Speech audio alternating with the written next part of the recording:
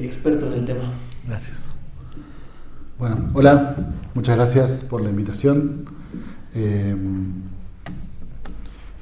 Sí, un poco como lo que pensé para la actividad de hoy es que destinemos alrededor de una hora para presentarles un poco los argumentos que planteé para ustedes y lo que preparé para ustedes, y que después destinemos una segunda media hora, si quieren, para plantear algunas preguntas, dudas, comentarios, cuestiones que les parezcan a ustedes interesantes y que puedan proponerlas para que las discutamos entre todos, ¿sí?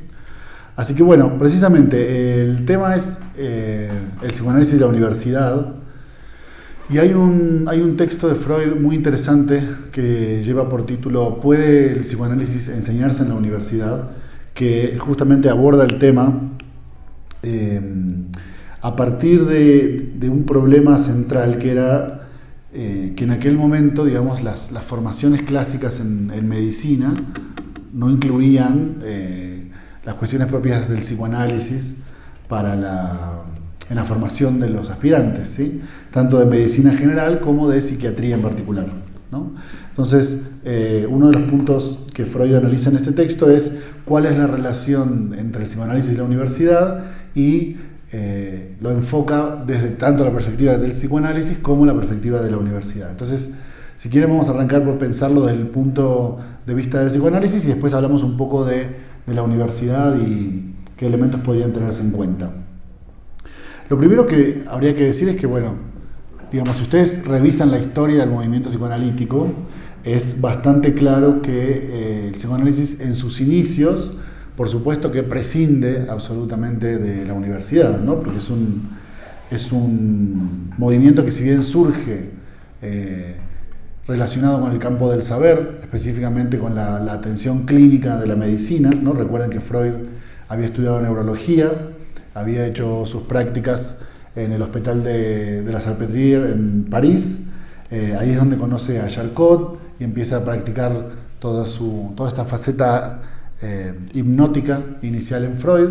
Después, por la relación que tiene con Joseph Breuer, empiezan a trabajar juntos en torno a una idea de Breuer, que era desarrollar un método que inicialmente se llama método catártico, donde ya hay algunos elementos propios de la hipnosis, pero también algunos elementos que se empiezan a distinguir de esta forma de tratamiento. Y finalmente Freud decide desarrollar abiertamente la regla de asociación libre, y ahí es donde surge como tal el psicoanálisis como práctica, ¿no?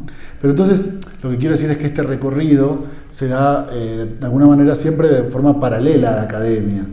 Entonces, incluso en sus inicios, como les decía, el psicoanálisis como movimiento prescinde un poco de la universidad.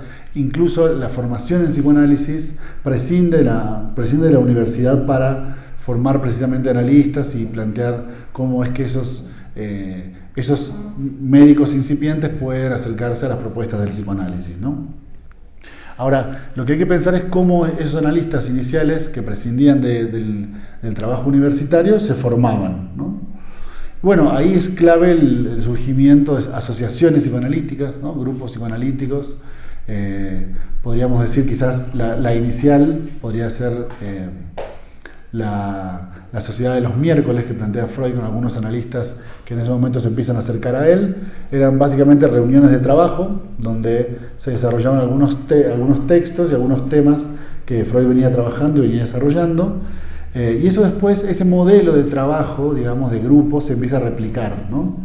Entonces, los psicoanalistas en formación, que querían empezar a formarse en psicoanálisis, recibían toda la orientación teórica, digamos, desde la lectura de la bibliografía psicoanalítica, ¿no?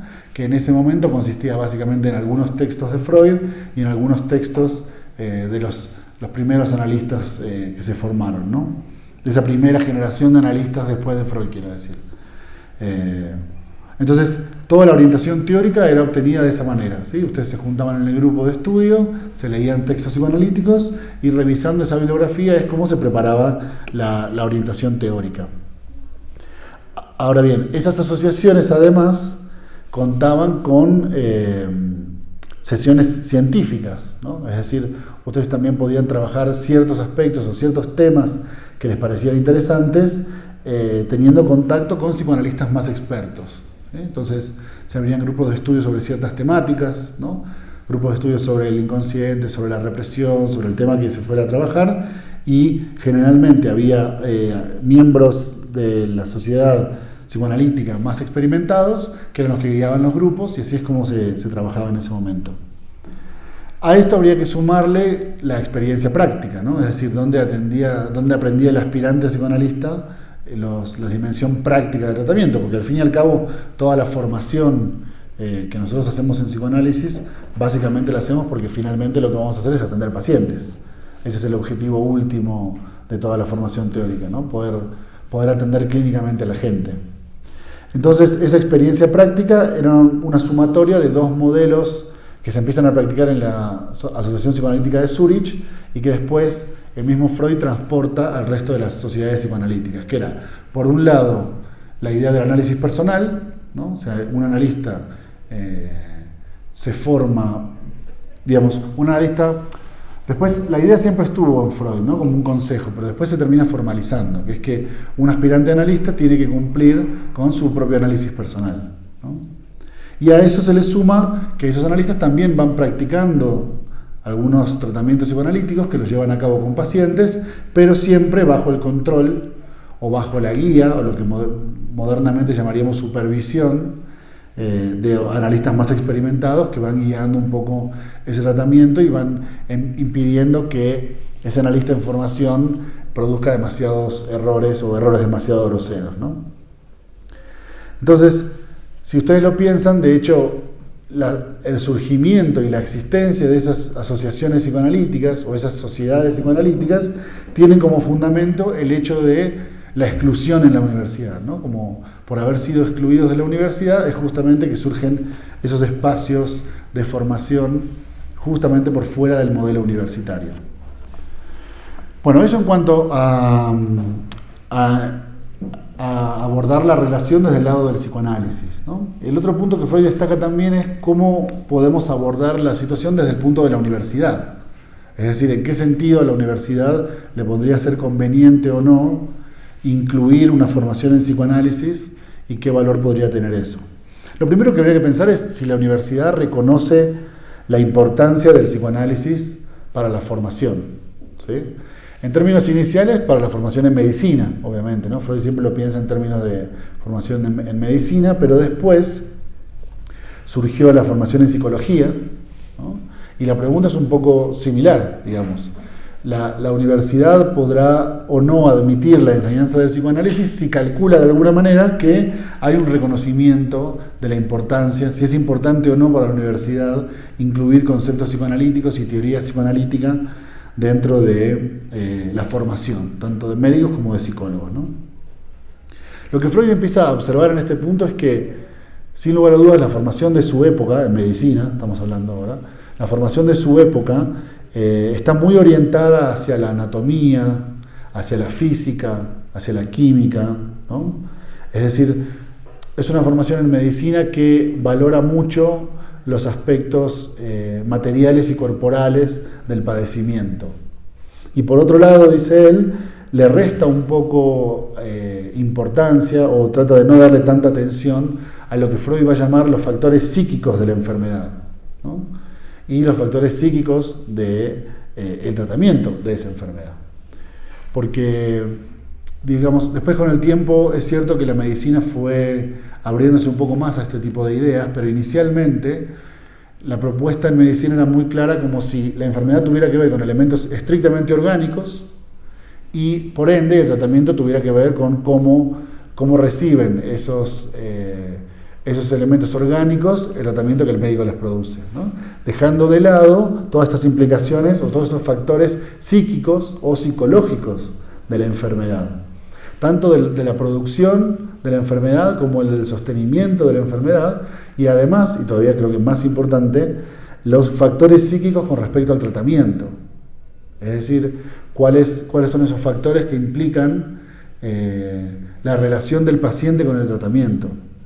Hay como una postura, no sé si ustedes la habrán visto, pero hay como una postura a veces muy simplista de parte de los médicos. Yo esto lo vi muy claramente cuando hice mis prácticas en el hospital,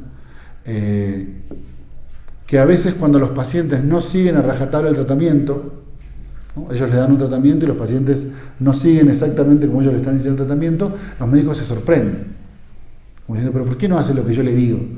Si yo le estoy diciendo que tiene que hacer este ejercicio, tiene que tomar este medicamento, tiene que hacer tal cosa, ¿por qué no hace precisamente lo que yo le estoy diciendo?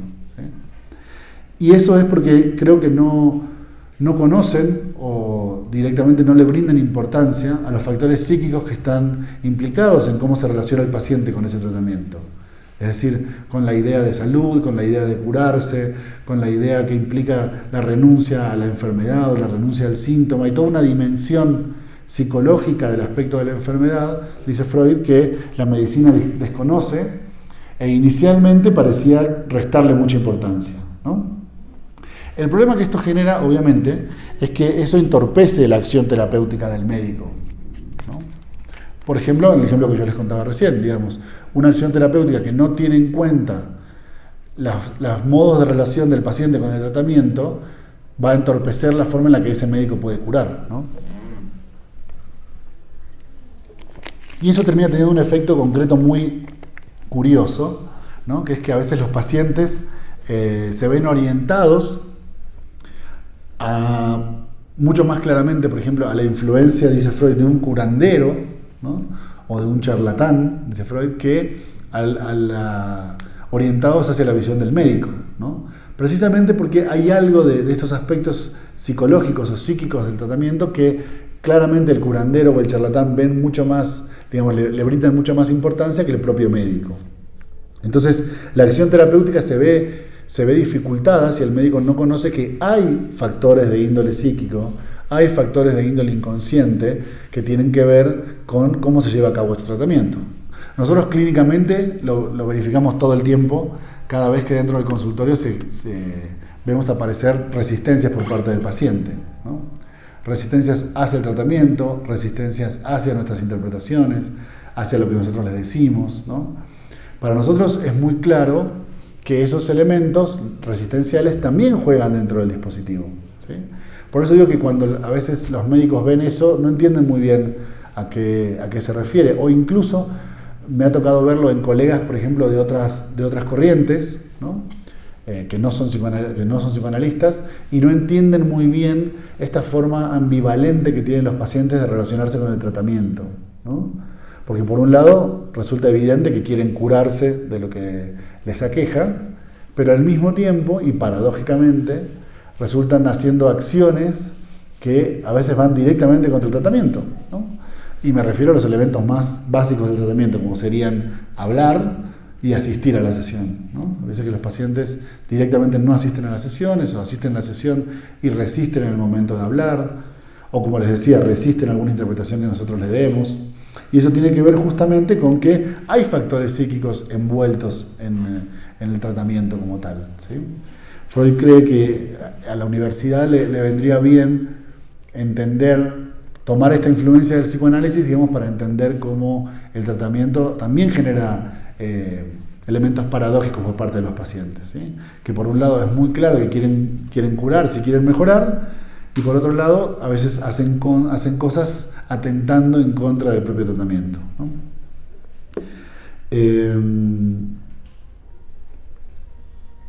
Otro punto que sin lugar a dudas podría ser beneficioso para quienes se forman en medicina o en psicología, teniendo en cuenta, digamos, las cuestiones del psicoanálisis, es que quede clara la relación entre la vida psíquica y la vida somática, ¿no? Es decir, a veces en psicología pareciera como si los aspectos psíquicos que aquejan a nuestros pacientes solamente pudieran explicarse o solamente debieran explicarse como un efecto de algunas articulaciones somáticas, ¿no? Neurotransmisión, problemas en el cuerpo y demás. Y lo que el psicoanálisis muy claramente propone es que la relación entre lo psíquico y lo somático es una relación muy estrecha. Es realmente muy difícil de distinguir entre una cosa y la otra, y la mayoría de las veces un elemento termina influenciando el otro elemento, ¿no? Entonces, destacar ese punto podría ser algo que a la formación clásica de la universidad el psicoanálisis podría brindarle cierto apoyo. Y también podría brindarle una herramienta más de trabajo frente a los problemas terapéuticos que se presentan en ese sentido, ¿no?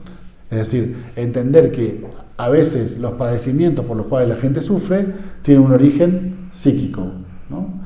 Específicamente, para pensarlo en psicoanálisis, tiene un origen inconsciente, ¿no? Y en ese sentido, el tratamiento psicoanalítico tiene mucho que abordar al desarrollo universitario, dice Freud. Porque además, dentro de la gran cantidad de oferta de tratamientos psíquicos que existen hoy en día, el psicoanálisis se diferencia de ellos, yo diría casi de todos de ellos, o si no la gran mayoría, en el sentido de que no opera a través de la sugestión, ¿no? El psicoanálisis se diferencia de otros métodos terapéuticos clínicos porque no funciona a través de elementos sugestivos. Entiéndase por sugestión utilizar la figura del médico, o del psicólogo, del psicoanalista, como un elemento central para que la gente, a partir de esa influencia, actúe, por ejemplo, ¿no? Es decir, que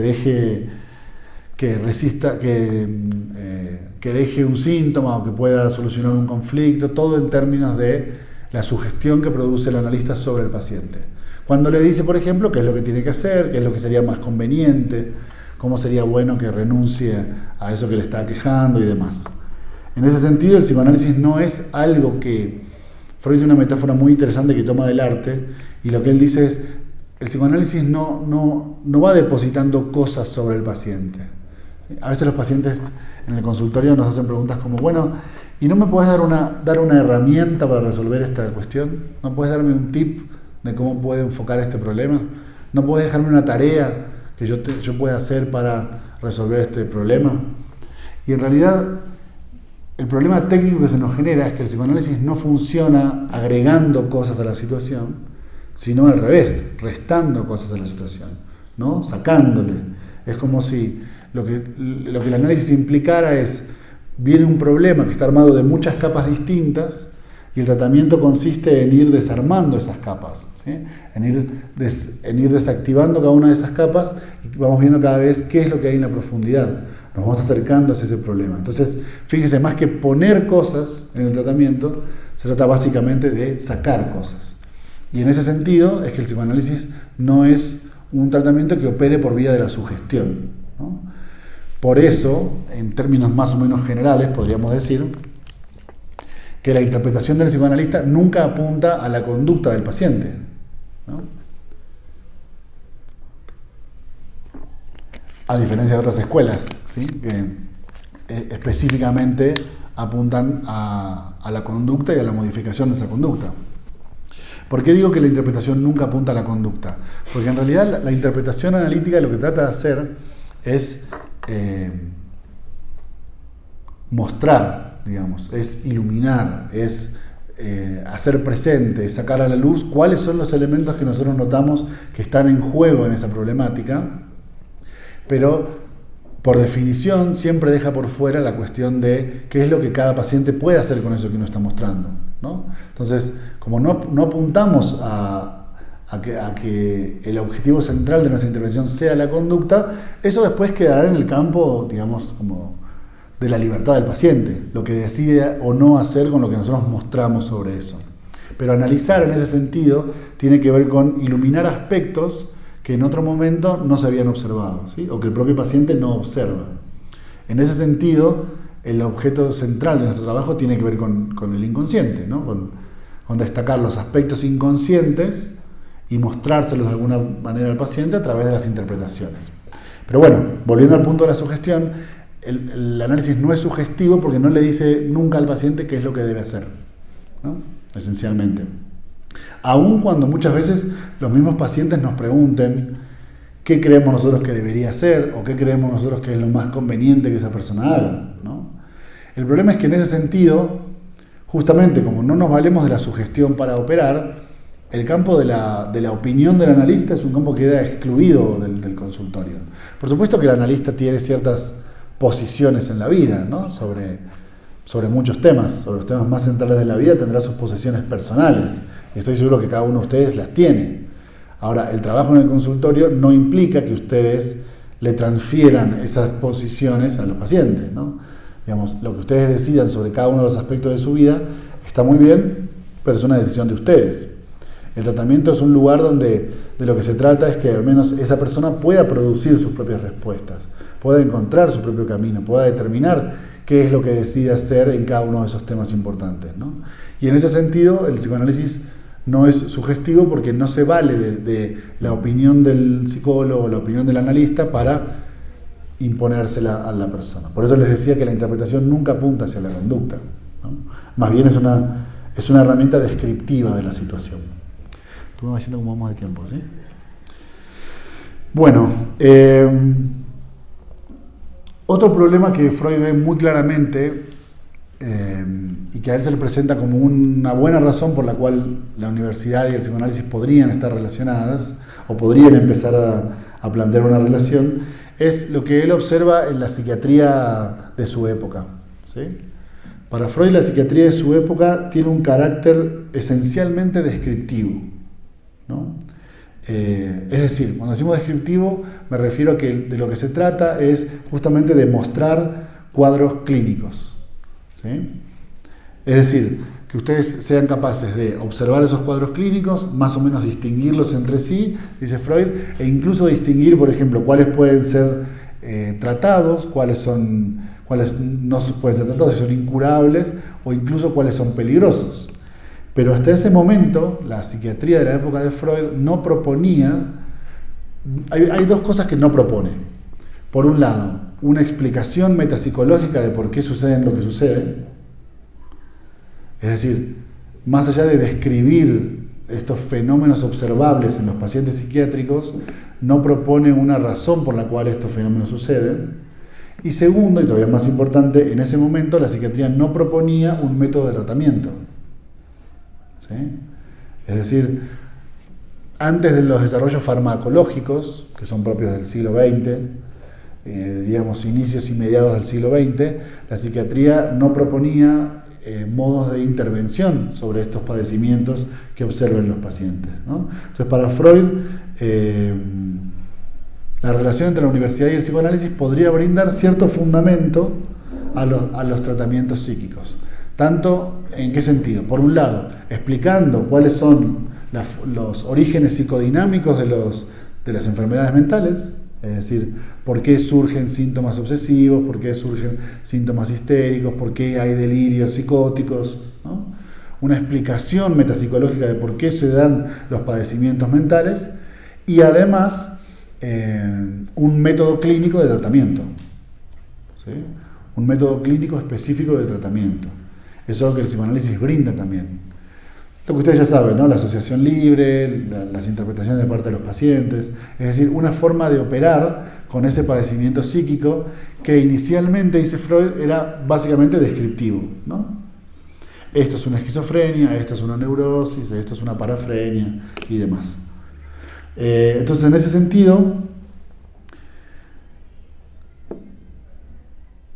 la aplicación del psicoanálisis podría dar razones y proponer tratamientos que le permitan a los médicos en formación, primero, entender cuál es la razón por la cual surgen estos padecimientos psicológicos y, por otro lado, brindar un tratamiento posible para resolverlos, ¿sí? Para pensar claramente en los términos de la cura de esos padecimientos, cosa que hasta ese momento no existía del lado de la psiquiatría, ¿sí? Entonces Freud propone básicamente que esa introducción del psicoanálisis en la universidad puede estar dada en dos etapas.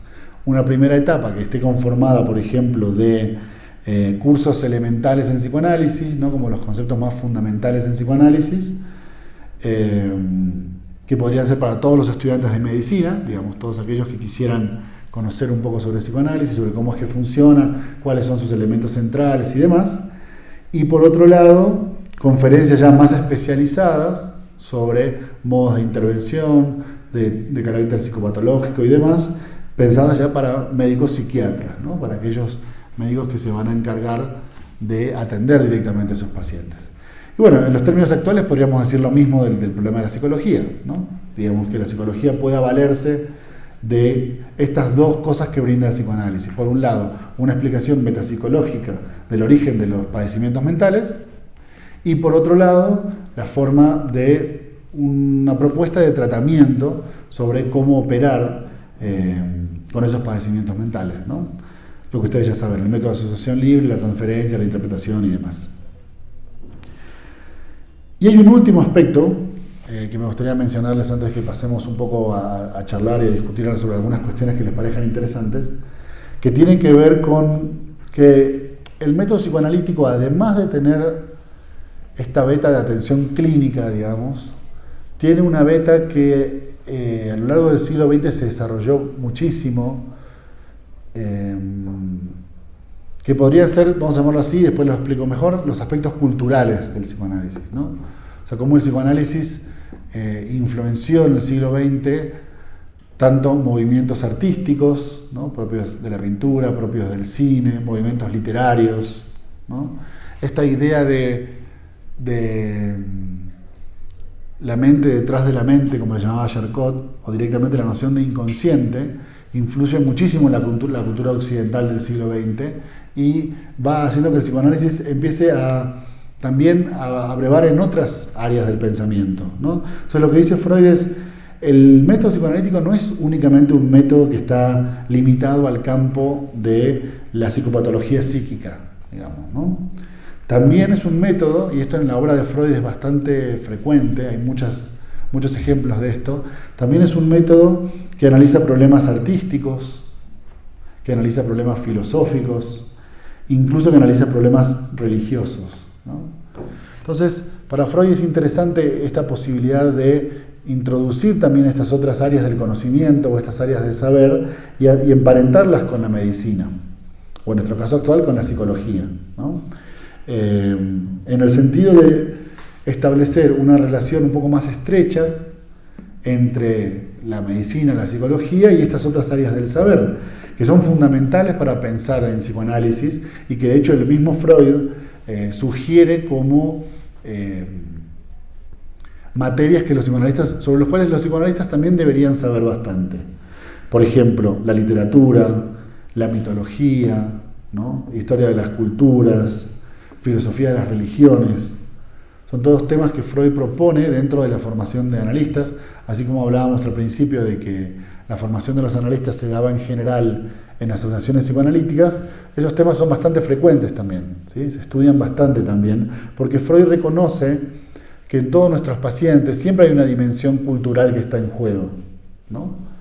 Entonces, para poder escuchar mejor, para poder entender mejor, para poder interpretar mejor los sueños, dice él, un psicoanalista que esté formado en estos aspectos de la mitología, la historia de la cultura, la filosofía en general y demás, esas son herramientas que pueden venir muy bien. Entonces, bueno, una de las propuestas es que si el psicoanálisis puede aportar eso a la universidad, también eso sería beneficioso. Lo que quedaría por resolver es el problema de la práctica, ¿no? Es decir, si pudiéramos tener psicoanálisis en la universidad, claramente la formación psicoanalítica en la universidad sería una formación teórica, ¿no? Digamos, uno va aprendiendo teóricamente desde, si todo saliera bien, desde los primeros semestres, cuestiones de psicoanálisis, teoría psicoanalítica y demás, en el sentido de las propuestas fundamentales del discurso psicoanalítico, ¿no?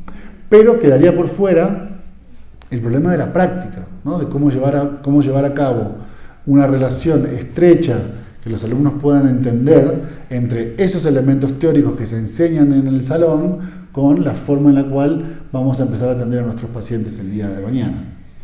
Ahora, eso después la universidad lo resolvió muy bien con el tema de las prácticas, ¿no? Digamos, como los alumnos que todavía no terminan la carrera pueden ir practicando algunas cosas, primero un poco más sencillas, después un poco más complejas, ¿no? Primero, por ejemplo, la aplicación de pruebas, después el tema de las entrevistas, y hacia el final de la carrera algunas prácticas un poco más constantes de la atención con pacientes.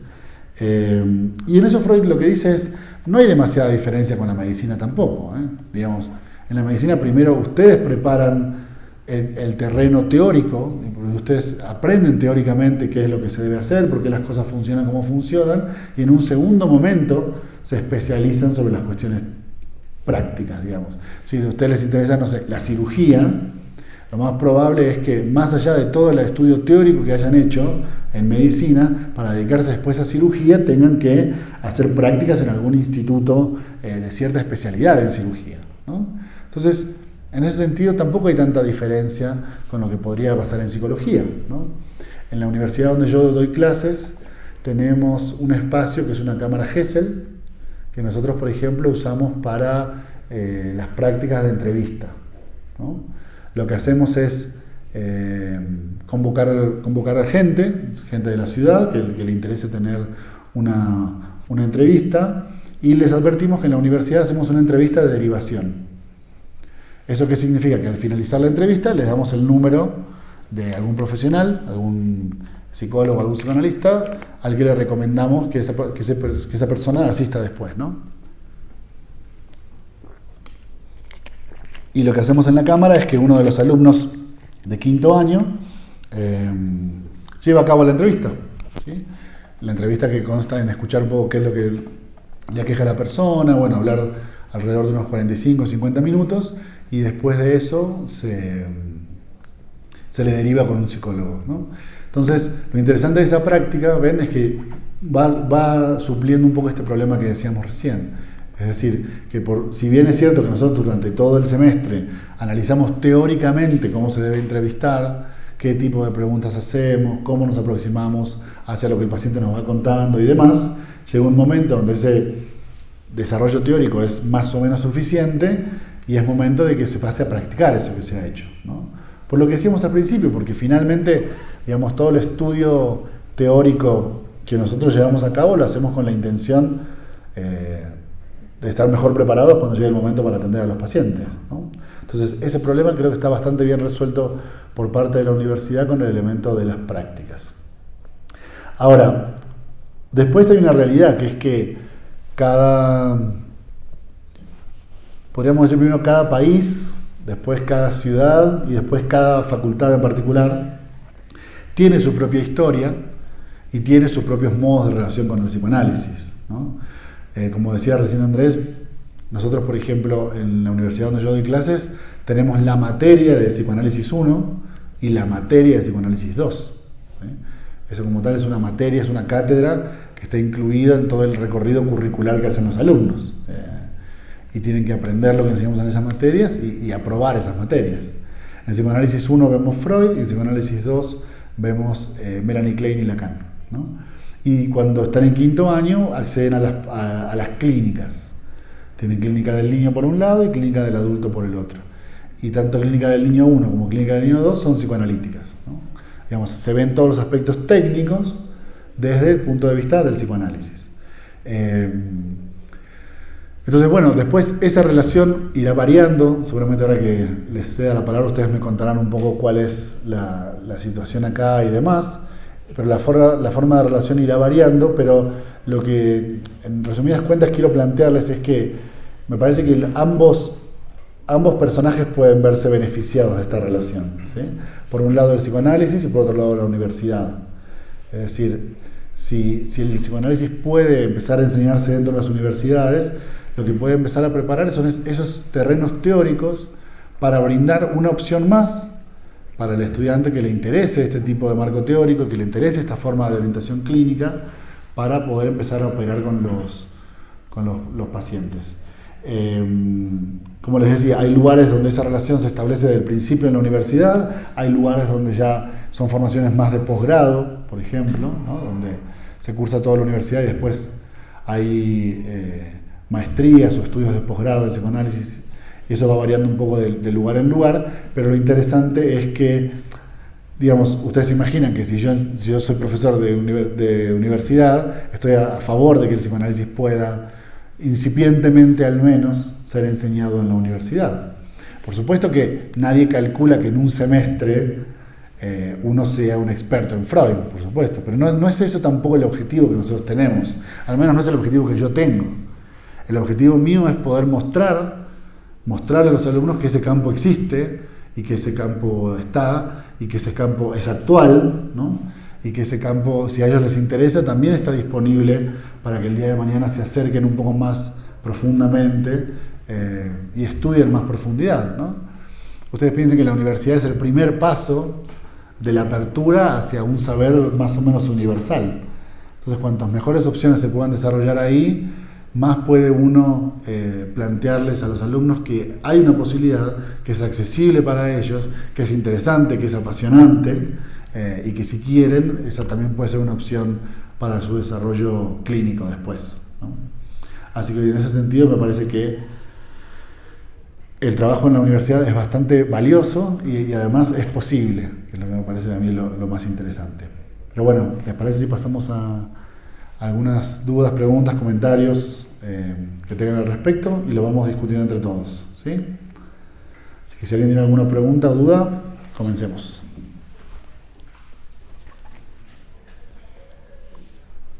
Sí. No sé si hay otro micrófono, si no, creo que está Enrique ahí en el...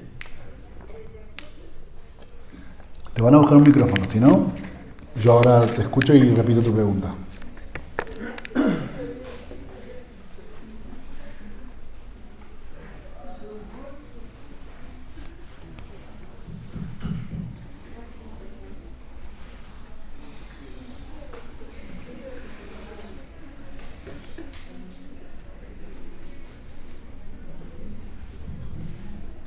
Bueno, buenos días. La pregunta sería si el psicoanálisis es para cualquier tipo de consultante o hay una especie de perfil que sí se puede admitir, por decirlo así, para tomar terapia psicoanalítica. Te refieres del lado del paciente, ¿verdad? Ajá, del lado del paciente. Bueno, buenísimo. Bueno, esa pregunta es muy interesante porque, como en muchas cosas en psicoanálisis, hay mucha discusión al respecto, ¿no? Entonces, antes de responderla, quiero dejarte muy en claro que yo voy a tratar de presentarte un poco la discusión, pero básicamente voy a responder con mi opinión, ¿no? Y mi opinión no es mucho más que mi opinión, así que tómenla con pinzas. Hay como dos grandes posturas, digamos, que tienen que ver mucho con cómo entienden ustedes el psicoanálisis. Es decir, porque es claro que el psicoanálisis en un sentido es como una especie de concepción, ¿no?, más o menos generalizada de cómo funciona el aparato psíquico, ¿no? Entonces, en ese sentido, sin llegar a que se convierta el psicoanálisis en una cosmovisión, en ese sentido es cierto que hay muchísimos fenómenos, sobre todo clínicos, que es a donde apunta tu pregunta, que pueden ser pensados, que pueden ser elaborados, que pueden ser entendidos psicoanalíticamente hablando, por decirlo de alguna manera, ¿no? Y en ese sentido, digamos, como forma de aproximarnos a los fenómenos clínicos, es cierto que el psicoanálisis puede ser una forma más o menos generalizada de aproximarse a cualquier fenómeno, ¿sí?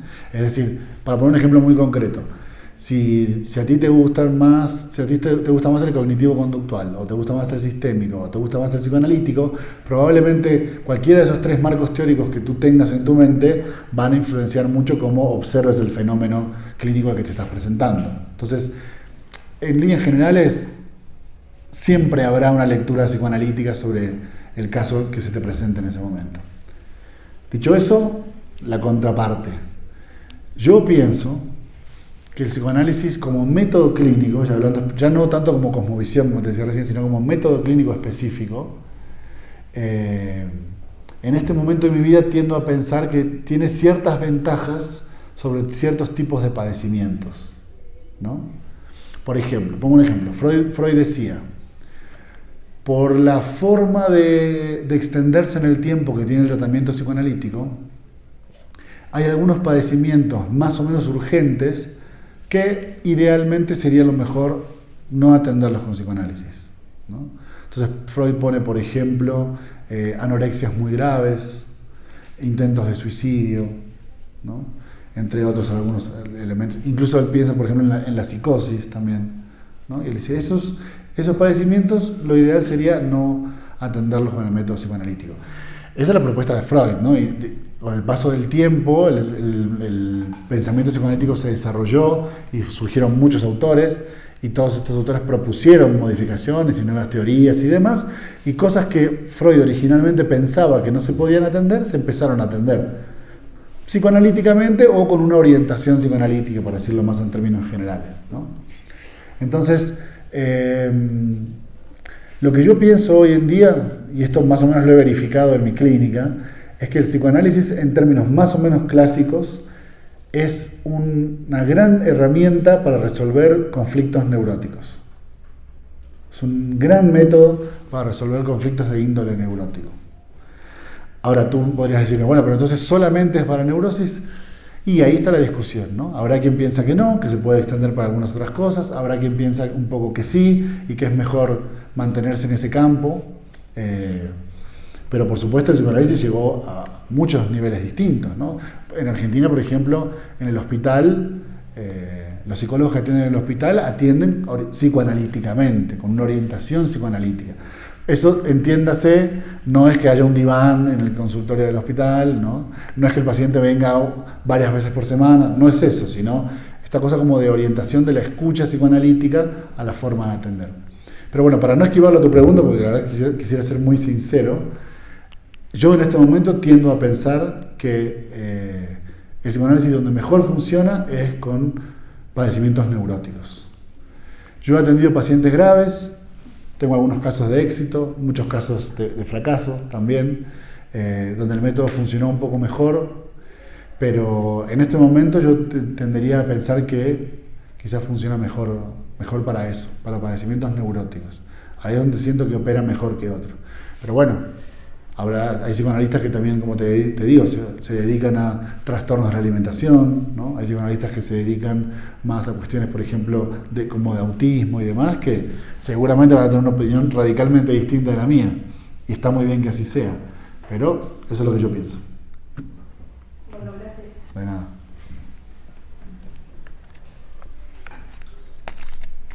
¿Alguna otra pregunta?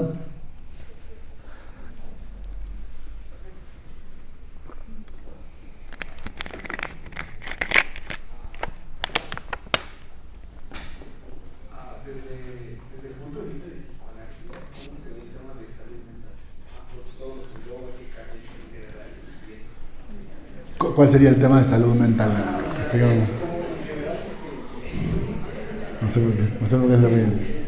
Va a haber un ateneo a las instituciones y me parece que van a abordar el tema de la salud mental del psicoanálisis. Ah, excelente. Se está por copiar, se está copiando. Explícame un poquito la idea de salud mental y ahí te digo más o menos. ¿Cómo lo...?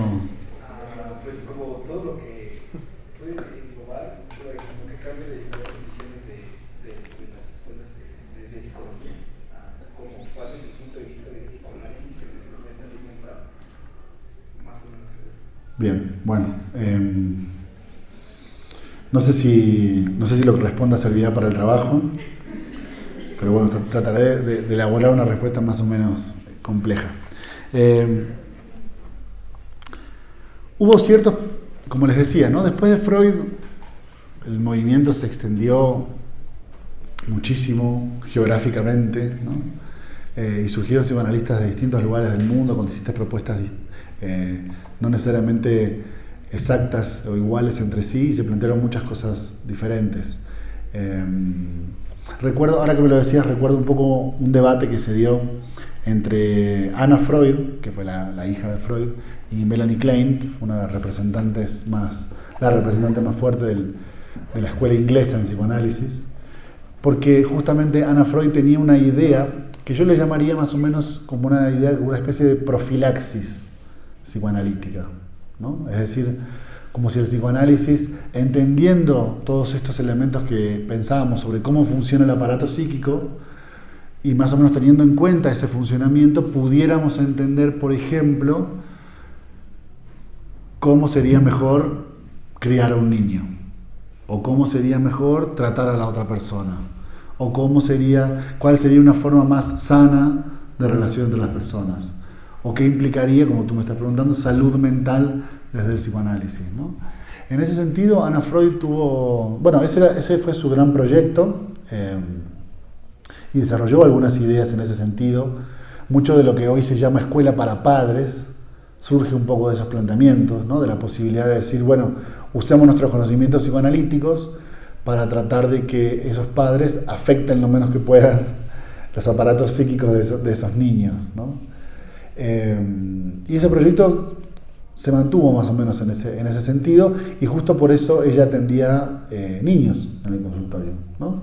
Porque pensaba, bueno, si los problemas neuróticos suceden en momentos infantiles de la vida, tratemos a los niños ahora que son chiquitos y vamos a prevenir padecimientos neuróticos en el futuro. Frente a ese argumento se planteó, como siempre en psicoanálisis, una crítica, ¿no? Que es que el psicoanálisis no puede funcionar preventivamente, no puede funcionar como una profilaxis, porque no hay forma de calcular cómo esos padecimientos neuróticos se desarrollan en cada individuo. ¿Ven? O sea, cuando nosotros derivamos de nuestros casos clínicos, cuando derivamos ciertas conclusiones más o menos generales, después no podemos calcular que esas conclusiones generales se van a llevar a cabo igual en todas las personas. Entonces, como hay un valor muy, muy importante y muy serio de lo subjetivo del psicoanálisis, se nos presenta la dificultad de poder hablar de salud mental en términos generales, ¿no? Y sobre todo yo te diría de salud mental en términos generales que no sean de sentido común, ¿no? Porque, digamos, yo a veces siento que los planteamientos psicológicos apuntan a tratar de decirle a alguien que quizás nunca lo había pensado cosas más o menos de sentido común, ¿no? Por ejemplo, no insulte a sus hijos, trate de no torturar a sus hijos, trate de no pegarle con un palo en la cabeza al niño, ¿no? Cosas que para nosotros quizás serían un saber muy evidente y quizás no para todo el mundo lo es. Pero ¿qué problema tenemos nosotros epistemológico con esa posición? Que cuando uno da ese tipo de consejos, que son buenos consejos y son bien intencionados la mayoría de las veces, cuando uno se lo da a otra persona, ese consejo apunta a los aspectos conscientes de su mente. ¿Sí? Pero los humanos, la mayoría de las veces, estamos regidos por elementos que se escapan a los aspectos conscientes de nuestra mente. Entonces, cuando tú le preguntas al padre, Señor, ¿usted cree que está bien pegarle con un palo en la cabeza al niño? El padre te va a decir, y la verdad que no me parece que esté bien. ¿Y entonces por qué lo hace? Y no sé, porque me enojo tanto que me saco de control y le pego. ¿Ves? Entonces esos consejos, que son bien intencionados, no surten efecto, porque aunque él sepa que no es bueno pegarle a alguien, hay un momento donde es tomado por algo que está fuera de su control.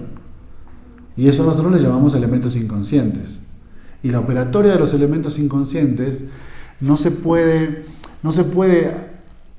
trabajar con ellos simplemente diciéndole a la gente lo que se debe y lo que no se debe hacer.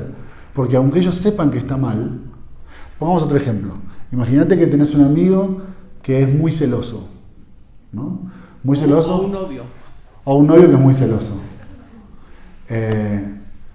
Y él ya más o menos ha tomado algunos cursos sobre por qué los celos son malos, por qué no hay que controlar a la pareja, por qué no hay que ser tóxico, ¿no? Por qué no hay que torturar a los demás con nuestras propias inseguridades. Pero cada vez que la novia se va, a él le entra la fantasía de que seguro se va a ir con otro. ¿Entendés? Entonces, por más allá de que haya una cosa profiláctica de decir, miren, el amor es mejor cuando no se tortura a la otra persona, hay algo en él que lo obliga a estar en esa posición, ¿ves? Y por más que él tenga ese conocimiento, los elementos inconscientes que coordinan eso que le sucede siguen apareciendo, aun cuando él sepa que eso está mal, aun cuando él no lo quiera hacer, aun cuando lo haga a pesar de sí mismo. La mayoría de síntomas que ustedes van a ver en el consultorio, la gente los hace a pesar de sí mismo. No es que a mí me gusta lavarme las manos 15 veces por día, no me gusta eso. Y ustedes le van a decir, y señor Roberto, ¿por qué no deja de hacerlo? Porque no puedo. Por eso estoy viniendo, porque no puedo parar de hacerlo. Entonces, en ese punto, esa fue la gran crítica que se le hizo a Ana Freud. Otra vez, a un proyecto que era bien intencionado, ¿no? Pero el punto es, si los aspectos inconscientes se escapan de los lugares conscientes de tu mente, yo te puedo enseñar cómo se tiene una relación sana. Pero hay elementos que te van a llevar de nuevo a esa relación tóxica, aún cuando no quieras. ¿Se tiene más o menos la idea? ¿no? Está bien, que no se la resuelvo.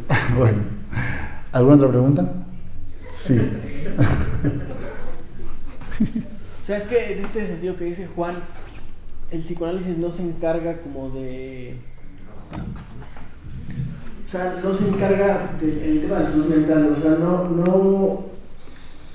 El tema, si ustedes buscan en la definición de la OMS, ¿no? Que es salud mental, refería como al bienestar social, no me acuerdo, no, ahorita se me olvidó la definición puntual, ¿no? Evidentemente nosotros como psicoanalistas pues, nos interesa que a nuestros pacientes les vaya bien, ¿no? Pues sería como decir, no, que sigue sufriendo así, ¿no? Pero no podemos aconsejarle, porque lo que pasa, o sea, aunque ustedes le den un consejo a su paciente, bueno, una de dos, evidentemente primero va a decir, no fue la culpa de Juan, ¿no? Fue la culpa de Andrés, fue la culpa de Daniel. Entonces, evidentemente tendrá que hacerse cargo, ¿no? De repente son pacientes que toda su vida han estado echando la culpa a alguien más, todo este rollo, y piensan que absolutamente ellos están bien y tienen la razón. De repente, cuestiones así, como cognitivo-conductual, esto que les mencioné en clases, tienen que ver con una apuesta hacia eso. Entonces, nosotros tendremos que guiar literalmente al paciente para un bienestar, ¿no? Tampoco sé mucho bien qué sea eso de bienestar, ¿no? Que tiene que ver con esto. El psicoanálisis apuntaría a otro lado, ¿no? Justamente es a articulaciones inconscientes. El ejemplo del consejo es un súper ejemplo, porque supongan que viene un amigo otra vez y les pide un consejo, ¿no? Y claro, uno podría aconsejar, digamos, vamos a ponerlo en términos más o menos generales. ¿Qué es lo que podríamos aconsejar? Y es bueno dormir bien, acostarse y dormir suficientes horas, es bueno comer bien, es bueno ejercitarse, es bueno ser respetuoso con los demás, es bueno escuchar lo que los demás tienen para decir, es bueno no ser muy agresivo con los otros, ¿no? Claro, pero digamos, más allá de que todo eso sea algo bueno, si ustedes le aconsejan eso a un paciente, ese es el problema del consejo. No solamente esto que muy bien dices de que además, ¿quién es uno para aconsejar a alguien? Pero supongan que uno quiere aconsejar a alguien bien intencionadamente. Ese consejo no va a apuntar a ningún lugar porque esa persona no puede hacerlo, porque hay un elemento inconsciente que está en juego. Entonces, no tienen, más allá del tema ético, que es súper interesante, yo les invito a pensar el problema técnico, que es que el consejo no tiene un valor terapéutico porque esa persona no lo puede seguir. ¿Ven? Ustedes nunca son la primera opción de los pacientes. El paciente ya buscó en Google, ya fue con un amigo, ya fue a platicar con la tía, ya fue con el chamán, ya fue con la del tarot. Y todos esos le han dicho lo que tiene que hacer. ¿Y saben cuál es el problema? Que no lo puede hacer. No puede parar de hacerlo. Y ahí es donde entramos nosotros. Que más que decirle qué es lo que tiene que hacer, vamos a analizar, ¿y por qué no puede hacer esto que él quiere hacer? Él elegiría quizás comer bien, elegiría quizás llevarse bien con su pareja, pero por algo no puede. Y quizás ese no puede tenga que ver con un elemento inconsciente. ¿Se entendieron un poquito más? Buenísimo. Ahora sí, perdón, había dos preguntas de este lado. Sí. ¿Puedo agregar algo rapidísimo? Por supuesto. Creo que la pregunta también, o sea, me gusta, es una pregunta muy buena con trampa porque es una tarea. Muy buena pregunta, porque creo que el tema de salud mental que está muy de moda hoy en día, de pronto, si nos apegamos, como dice Andrés, a la definición de la Organización Mundial de la Salud, por supuesto que se contrapone con algunas ideas psicoanalíticas, pero esto ha llevado también al otro polo, que los psicoanalistas no hablemos de salud mental, ¿no? Y entonces, nosotros no podemos hablar de salud mental, ¿no? ¿Por qué no? Claro. O sea, creo que sí habría que reconfigurar la definición de qué estamos pensando con salud mental, como bien lo dices, más allá de una búsqueda de un bienestar, es un qué hacer por el malestar, ¿no? Más allá de orillarlo a nosotros querer que esté bien, ¿no? Porque entonces te voy a decir desde mí que es bien, sino más bien qué hace nuestro paciente con su malestar. Es decir, creo que esto lo digo porque me he encontrado en diferentes espacios con psicoanalistas donde hablar de salud mental, o tú, no sé, publicas un artículo que habla de salud mental y te tachan de, estás hablando de salud mental, ¿cómo es posible que tú psicoanalista estás hablando de salud mental? Sí se puede, ¿no? Y ahí nada más como agregado bibliográfico, psicoanálisis y salud mental, Eric Label, editorial 3 años. Ahí está para ver. Buenísimo. Sí, está buena la idea de poder pensar estas palabras que a veces son malas palabras del psicoanálisis. ¿Qué significa salud? ¿Qué es enfermedad? ¿Cómo vamos a entender todo eso? Me parece súper bien. O sea, pareciera que no podemos hablar porque entonces se toca la sensibilidad freudiana, ¿no? Claro. No, yo ya no soy muy freudiano porque estoy hablando de enfermedad o de salud. Pero el mismo Freud tenía sus definiciones de qué es salud, qué es enfermedad, ¿no? Me parece que una disciplina que puede establecer eso después se puede mover más naturalmente, ¿no? Sin tanto prejuicio. Creo que ese sería muy importante, ¿no? Romper con esos prejuicios que se tienen hoy en día sobre ese tema, pues que no podemos detenerlo, ¿no? Que es ya, y más post-pandemia, que se abrió tanto el tema de salud mental. Claro. Es importante que nosotros como psicoanalistas enfrentemos ese concepto, ¿no? Buenísimo. Sí me parece muy interesante. Una tarea interesante. Acá tenía otra pregunta. Mariana. Bueno, respecto a este tema de psicoanálisis en la universidad, ¿lo tomaría usted como un psicoanálisis de acompañamiento a una preparación de diferente índole de la psicología, por ejemplo, el médico? ¿Hacer un acompañamiento como este tipo de conferencias o pues, sí, conferencias? ¿O ya como una materia dentro de la psicología para una especialidad? Bueno, qué buena pregunta. Yo, otra vez, te doy mi opinión nomás. A mí me gusta como materia. Me gusta como materia en el sentido de que, obviamente, volviendo a lo de la salud mental, habrá ciertos puntos de contacto con la psicología, ciertos puntos de diferenciación con la psicología. Hay discusión, ¿no? Si el psicoanálisis es una rama de la psicología o no tiene absolutamente nada que ver con la psicología. Me parece interesante esa discusión, pero yo lo que haría sería introducirlo como materia. En el sentido de, bueno, esto, lo que decía yo al principio, ¿no? Como ciertos elementos teóricos fundamentales o fundantes de una concepción psicoanalítica. Básicamente, por ejemplo, algunos textos de Freud, las nociones de inconsciente, y si puedo pedir más, si se pudiera pedir más, agregaría algo de técnica también, en otra materia, ¿no? Una materia posterior, quizás cuando lleguen a las clínicas, ¿no? Que se pueda presentar distintas clínicas, para que el alumno también pueda comparar, ¿no? Por ejemplo, este padecimiento, ¿cómo se abordaría desde el tratamiento cognitivo-conductual? ¿Cómo se abordaría desde lo sistémico? ¿Cómo se abordaría desde la perspectiva psicoanalítica?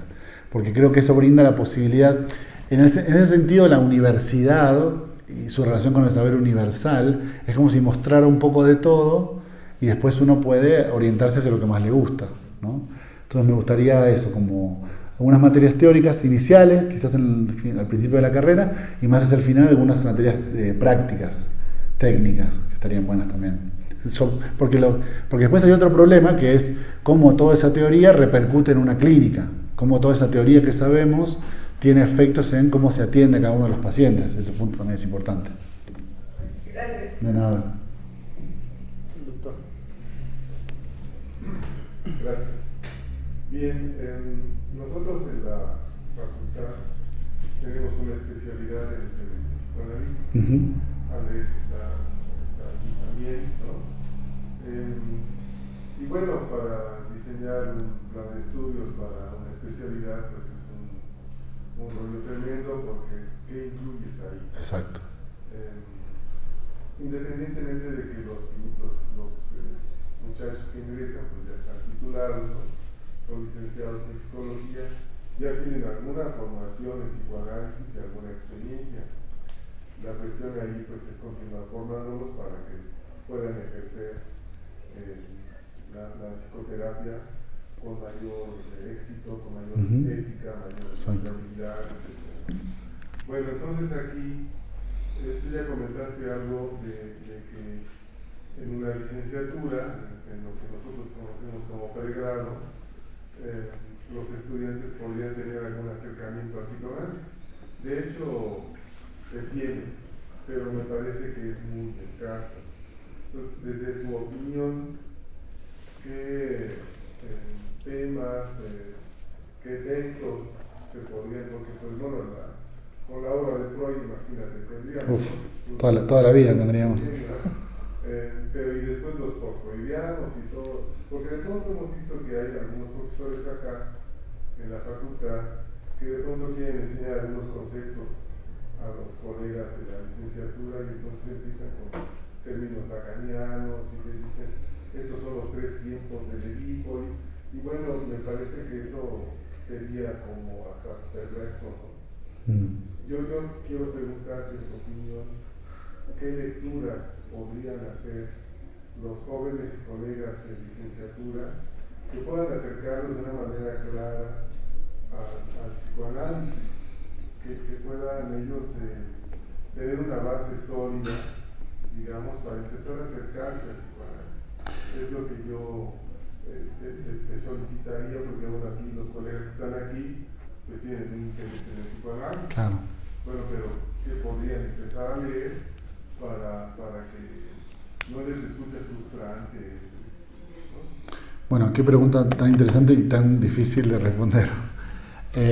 A ver, antes de decir algunos textos, quizás, algunos puntos con los que coincido plenamente.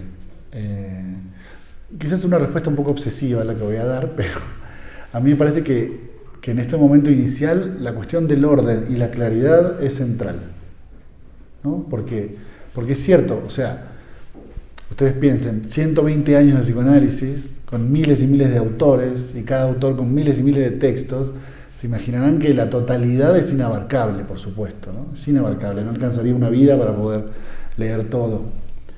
Entonces, a veces esa cantidad, ¿no?, sobre todo para el que recién empieza, puede resultar abrumadora, en el sentido que hay tanto y tan complejo que es muy difícil pensar por dónde empezar.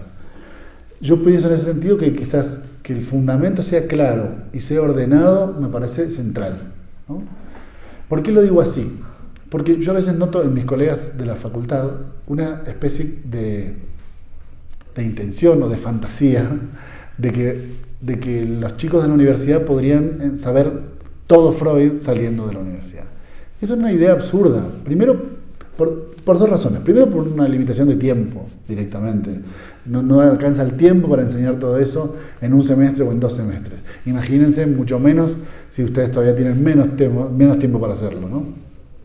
Y segundo, porque a veces las motivaciones del universitario no son las mismas motivaciones del post-universitario, ¿no? Digamos, cuando uno termina la universidad, después retorna a esos conceptos que le parecían interesantes de otra manera, con otro momento de la vida, ¿no? Con otra templanza incluso, que también es interesante tener en cuenta. Entonces, para no escaparle a la pregunta, para mí la clave está en lo que decíamos recién, la claridad y el orden. Entonces, una base que me parece muy central sería una buena base de Freud, por ejemplo, ¿no?, entendiendo al menos algunos conceptos centrales, es decir, cómo funciona el inconsciente, ¿no?, qué significa reprimido, qué significa retorno de reprimido, cómo se piensa un síntoma psicoanalítico, cómo se produce un síntoma en psicoanálisis, algunas ideas de estructuras básicas, algunas ideas de histeria, algunas ideas de neurosis obsesiva, algunas ideas de fobia, y no mucho más que eso. Digamos, en ese sentido, también, otra vez, cuando uno abarca mucho, aprieta poco, ¿no? Entonces, quizás con que esos elementos estén más o menos centrados, creo que es una base sólida para por lo menos saber desde dónde empezar. Porque la realidad es que en psicoanálisis nunca dejamos de formarnos. O sea, toda la vida seguimos leyendo textos, seguimos buscando referencias. O sea que tiempo hay, digamos. No creo que hay que apresurarse, porque si en este semestre no aprenden todo, ya no van a aprender nunca más psicoanálisis. Me parece que a veces eso incluso resulta contraproducente, ¿no? Yo he charlado con algunos compañeros alumnos de la universidad que te dicen, es que yo en psicoanálisis me daban tantos textos y tantas cosas que no entendía nada, que llegué a odiar el psicoanálisis, ¿no? Porque claro, cuando uno inunda a la persona joven con un montón de textos y un montón de ideas, también es como una especie de vacuna contra el psicoanálisis después, ¿no? Entonces yo preferiría centrarme en algunos textos fundamentales, con algunas ideas fundamentales, y entender que la clave de la transmisión está en la pasión, digamos, poder mostrarles que es una disciplina interesante, que es una disciplina apasionante, que se puede pensar entre colegas, que podemos discutir, que es un elemento complejo para pensar, Porque yo, y esta es otra vez solamente mi opinión, yo creo que a nivel de marco teórico, no sé si hay otra corriente que tenga el tamaño de marco teórico que tenemos nosotros, ¿no? La complejidad y lo interesante de nuestro marco teórico no lo he visto en ninguna otra. Desesperarse por querer enseñarles todo y que lo sepan todo, a veces genera que se alejen un poco de eso, ¿no? Entonces, lo contrario, ser más o menos humilde, ser más o menos apocado, pero sí transmitirles que esto es apasionante y que está cerca de ellos. Y que si ellos quieren, también el día de mañana pueden ser psicoanalistas, ¿no? Porque a veces el analista se ubica en un lugar como muy alejado, muy idealizado, como si fuese algo muy difícil, algo para unos pocos. Y esa idea lo único que ha hecho es hacerle mal al psicoanálisis, ¿no? Alejar a los más jóvenes, que siempre son el futuro, ¿no? Alejarlos de algo que podría estar absolutamente a la mano si ellos quisieran. Esa es la forma en la que yo lo abordo también. Gracias. ¿Alguna otra pregunta? Sí.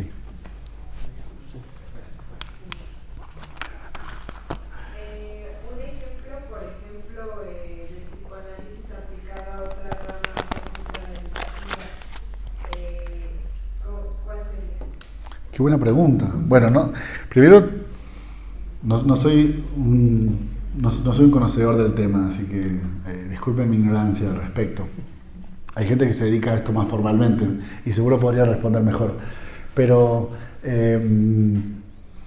por ejemplo, que las maestras de la primaria, por ejemplo, sepan sobre algunos elementos centrales del psicoanálisis, que se me ocurran ahora así rápidamente, por ejemplo, el tema de los impulsos y manejar los impulsos, la represión de los impulsos, los momentos que están atravesando los niños, ¿no? No es lo mismo un niño de 3 años y medio que un niño de 5 que un niño de 9, ¿no? Desde el punto de vista psicoanalítico, en el sentido del aparato psíquico, ¿no? Cuáles son los fenómenos que atraviesan en cada momento. Eso te puede ayudar a entender qué es lo que está pasando en cada uno de los momentos, ¿no? O sea, entender que un niño que no se puede sentar en el banco y portarse bien puede ser un niño angustiado. Es importante poder diferenciar eso de este niño se porta mal, ¿no? Porque a veces uno puede pensar que el niño se porta mal y en realidad el niño está angustiado. Y la intervención que la maestra puede hacer, no solo la maestra, toda la escuela puede hacer sobre ese niño, puede ser, a veces desde la ignorancia, puede ser simplemente reprimirlo, ¿no? Y decirlo, si no te portas bien, te vamos a castigar, te va a pasar tal cosa. Cosa que obviamente aumenta la ansiedad del niño y lo pone todavía más angustiado y hace que la situación empeore, ¿no? Entonces, algunos conocimientos básicos en psicoanálisis, es decir, al menos entender más o menos cómo funciona el aparato psíquico en ciertos momentos, te puede permitir hacer intervenciones más inteligentes, ¿sí? Y tu pregunta es muy buena, pero a nivel de la escuela, pero también podemos pensarlo a nivel del hospital, ¿no? A nivel de otras instituciones sociales que pueden tener en cuenta cómo es que funciona la mente, cómo es que funciona el síntoma, por ejemplo. Esto que decíamos recién de que no porque uno quiera, no es un tema de voluntad, ¿no? A veces, por ejemplo, piensa en una familia, la familia que tiene una persona que consume, ¿no? Y ese consumo es un problema para toda la familia. Y a veces la familia piensa, ¿por qué Pepito es tan malo? ¿Por qué nos hace esto? ¿Por qué nos termina lastimando a nosotros? ¿Por qué no deja simplemente de consumir? Y quizás dar a entender que, bueno, no es solamente un tema de voluntad, que hay elementos que se le escapan a lo que Pepito quisiera o no quisiera hacer. Es más, que no es que consuma porque quiere. Eso que para nosotros, por estar en psicología, es tan obvio, para un montón de gente no es obvio, ¿eh? Y quizás puede ayudar a hacer intervenciones más efectivas por un lado y más inteligentes por otro, ¿no? De nada.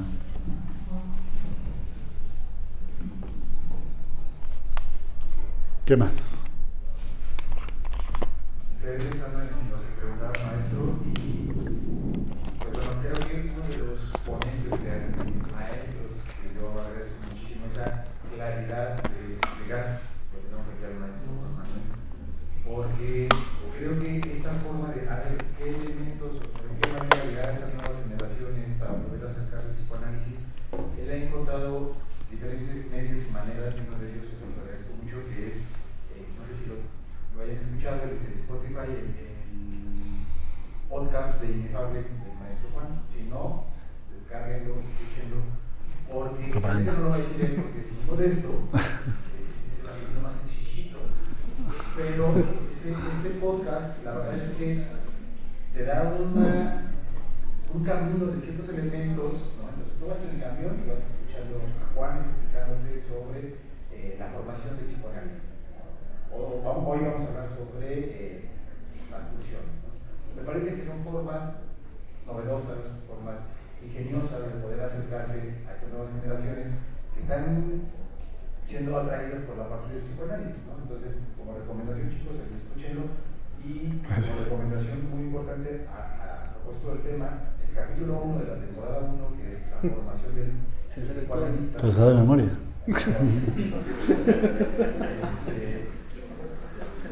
Ese capítulo justamente habla Juan sobre cómo se forma un analista, ¿no? ¿Cuál es la formación del psicoanalista? Porque más allá de que uno pueda tomar una licenciatura, un pregrado, un posgrado, y tener un título que te diga eres maestro en psicoanálisis.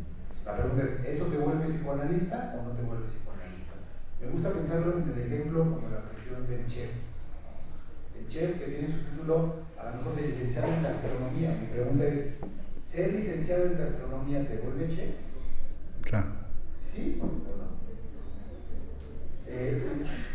¿La licenciatura en aviación te vuelve piloto? ¿O son las horas de vuelo? No. ¿O son las horas en la cocina que te vuelve chef? Ser psicoanalista, y lo menciona Juan en ese capítulo, que tiene que ver con esta propuesta de Rodríguez Ponte, donde habla sobre esta triada, ¿no? Sobre estos 3 elementos.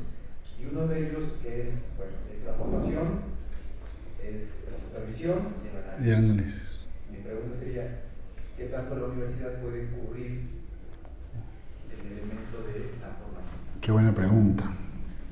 Bueno, primero gracias por la publicidad del podcast. Yo tengo como video de YouTube. Les agradezco, te agradezco mucho eso.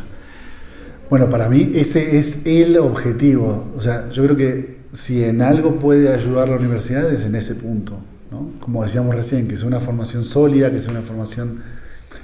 Cuando digo formación me refiero a las bases, ¿no? A establecer las bases iniciales de, por ejemplo, los textos de Freud, ¿no?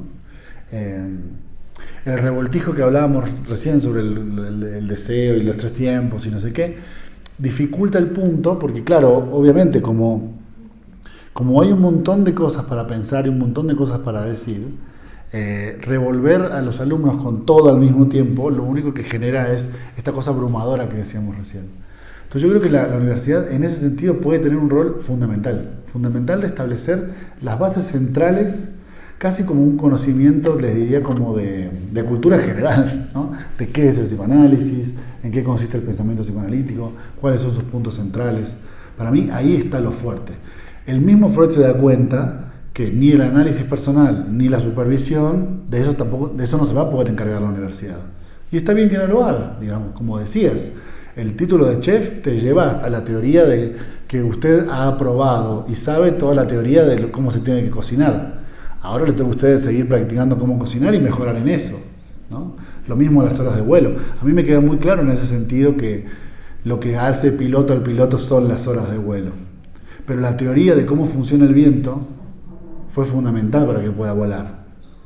Yo a veces siento que ponemos a nuestros chicos a querer pilotear directamente sin haber sido claros en cómo funciona el viento, dónde tiene que estar ubicado el instrumento.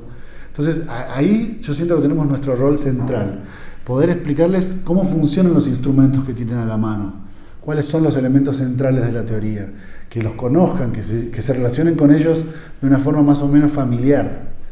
Y después, bueno, como ya todos lo sabemos, el camino después ya es un poco el camino de cada uno, ¿no? Pero si hay algo donde podemos hacer, creo que lo podemos hacer justo ahí, en sentar una base clara y fundante para que después ellos construyan el camino que ellos quieren seguir. Ya sea que ellos tomen sus horas de vuelo. Que sea que hagan lo que quieran hacer, pero que estos elementos centrales y fundamentales de la teoría los tengan más o menos claros y los tengan más o menos a la mano. Que no usemos el tiempo en la que podríamos aclararle las cosas para dificultarle las cosas con conceptos muy, muy complejos. Juan, tú como docente universitario, Sí. ¿cómo enfrentas esta parte de la tendencia actual de que los chicos en su formación universitaria lo que buscan también es encontrar elementos que sean como muy generalizados, por ejemplo? ¿Por qué? Porque los pacientes así lo piden. A ver, dime cómo, a mí dime 5 pasos y eso hago, ¿no? Y entonces los chicos lo que van a buscar es esto, buscan formas de poder devolverle a un paciente angustiado, ¿no? Pensemos lo que comúnmente llega, ¿no? Una persona con un llamado ataque de ansiedad, ¿no? O un trastorno de ansiedad generalizado. Y te llega así, a mí dime 5 pasos para quitarme esta ansiedad porque me está llevando a la fregada, ¿no? Y entonces, tú como docente, como lo notas, los chicos te lo preguntan, a ver maestro, sí, muy padre Freud, muy padre el tema de la angustia, pero a ver, dígame con qué lo hiciera mi paciente. ¿Cómo el psicoanálisis, tú como docente, cómo enfrentas eso, esa actualidad en donde todo quiere, o sea, todo es fast, ¿no? O sea, todo es rápido, todo es inmediato. ¿Cómo luchar o cómo enfrentarnos a eso sin caer en esa cuestión generalizada, ¿no? Consejos, ¿no? Como el coaching que está agarrando fuerza brutal, mundial. ¿Cómo enfrentar esa parte dentro de las aulas? Bueno, es un gran desafío. Yo te voy a decir cómo lo enfrento yo. Hay toda una dimensión práctica del psicoanálisis, hay toda una dimensión clínica del psicoanálisis, de la forma de cómo operamos en el consultorio, cuáles son las herramientas con las cuales contamos, cuáles son las herramientas con las cuales no contamos, ¿no? Que yo siento que si uno maneja eso bien y se lo puede aclarar bien a los estudiantes, ellos entienden cuáles son los límites del análisis, ¿no? En el sentido de que conceptualmente se entienda que hay muchas formas de abordaje clínico y no todas coinciden en todo, y hay herramientas que son propias de este marco teórico que no son propias de otros marcos teóricos, ¿no? Yo lo que he notado es que cuando uno, esto lo he visto muy claro en los alumnos, sobre todo de los primeros años, cuando entienden cómo funciona el método, o sea, cuando entienden que el método funciona básicamente pidiendo que el paciente asocie libremente, tomando los elementos del material e interpretando sobre eso, entienden muy bien que hay ciertos límites en el tratamiento y que decirle a alguien los 5 pasos de la ansiedad puede ser una herramienta técnica que ustedes pueden usar, pero no es esencialmente analítica, ¿no? Entonces, yo en ese sentido, lo que suelo decir, y es algo que de verdad lo creo, yo no me considero a mí mismo un purista, digamos. Yo no considero que un analista lo único que haga durante las sesiones sea interpretar. No considero que sea así. Lo que sí pienso es que ese es nuestro ideal. Pienso que hacia allá vamos y que tenemos que operar en ese camino, ¿no? Entonces yo lo único que les pido, que les enseño y que les pido, es que si tienen que salirse del camino por alguna eventualidad del tratamiento, se salgan. Pero siempre entendiendo que se están saliendo y siempre intentando volver al camino, ¿no? Entonces, para mí no todas las sesiones son analíticas. Puede haber sesiones de mucha angustia, por ejemplo, que sea una sesión de contención, donde simplemente escucha lo que el paciente está diciendo porque está muy angustiado porque le pasó algo especial. Y no creo que un analista no pueda hacer eso. No creo que un analista no pueda prestar su escucha para contener. Creo que lo podemos hacer, pero que mientras lo estamos haciendo sabemos que eso no es lo único que nosotros hacemos. Que cuando esa angustia baje y cuando se pueda volver a decir algo, volveremos a interpretar y volveremos a señalar cosas inconscientes ahí. Entonces, yo a eso me refiero con la metáfora de la carretera, ¿viste? O sea, que uno se puede desviar un poquito del camino. No les pediría jamás una rigidez neurótica en su funcionamiento como analistas. Sería una locura si yo les pidiera eso. Pueden salir un poquito de la carretera, pero siempre dándose cuenta, uno, que están saliendo. O sea, lo que no vale es, ¿y por qué hiciste eso? No sé por qué lo hice. Eso sí que no vale, ¿no? O sea, vale, y me salí un poquito de la carretera porque lo vi muy angustiado. Entonces escuché y decidí esa sesión no intervenir y no decir nada, ¿no? Pero siempre teniendo el ideal más o menos claro, que nuestro ideal es apuntar a analizar. Eso es lo que nosotros hacemos. Así que el consejo, esto que decías, el tema de la velocidad o el tema de la necesidad, entra en esto mismo que estoy diciendo, digamos. Nosotros podemos entender que los pacientes demanden eso, pero eso no significa que eso vaya a alterar nuestro ideal de operatoria. Nuestro ideal de operatoria sigue siendo el mismo, analizar e interpretar, ¿no? Pero relacionarnos con eso de una forma menos superyoica, ¿viste? Como lo mismo que decías tú de la salud mental. No soy psicoanalista, entonces no doy ningún consejo. No soy psicoanalista, entonces no contengo a mis pacientes. No le voy a alcanzar un Kleenex si está chorreando los mocos. No, yo creo que sí podemos alcanzar un Kleenex y no ser menos psicoanalistas por eso. ¿Qué más?